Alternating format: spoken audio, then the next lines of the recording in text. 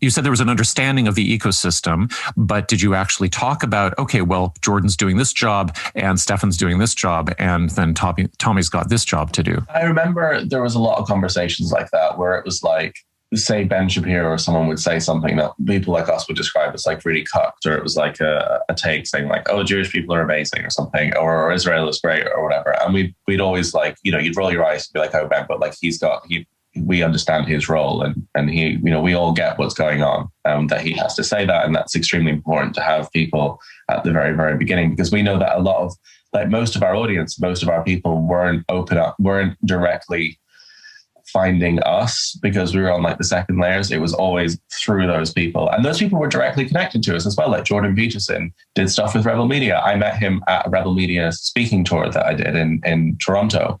Right. And he did stuff with, I think he did a crossover with Stefan. Yeah, he went on Stefan Molyneux's show, who's like a few layers down the rabbit hole. Then Stefan did stuff with Richard Spencer. So they're all physically connected on a map, and they all know each other on the map. But they're just happy they understand what the layers of acceptability are and how all that works, and that certain people can't go down certain things. Everyone has their own roles and their own places that they can't step outside. Like Lauren couldn't go too far right because, yeah, that's the kind of job of the other people, and like the generation identity groups. But she was, in bed with them too. Like we went up in the mountains with them and did like propaganda for them, and we did it more as like pretending it was news reports about them, because it would be too extreme and out of our place to be able to like fully collaborate with them on camera. So we would do like news reports about them to assess them, and we would say to them like, "Oh, you've been criticized by the media. Like, how do you respond to that?"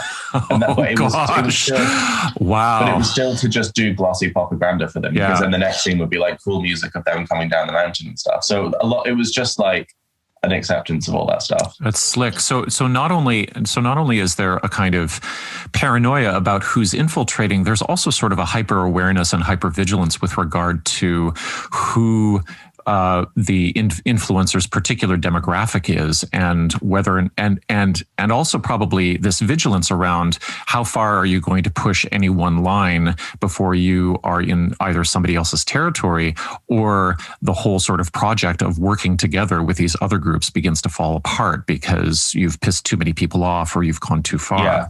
Yeah, that's exactly how it is. I remember I met the most extreme group that I met was the Soldiers of Odin in Finland when I was filming with Lauren. Right. And they took us to like all their clubhouses, and they like really took us into their club, and it was really intense. They were like, we're gonna like take over Finland and this and this and this. And they had like, full of National Socialist stuff, and they had like Hitler and shit in their house. Like they were full on Nazis.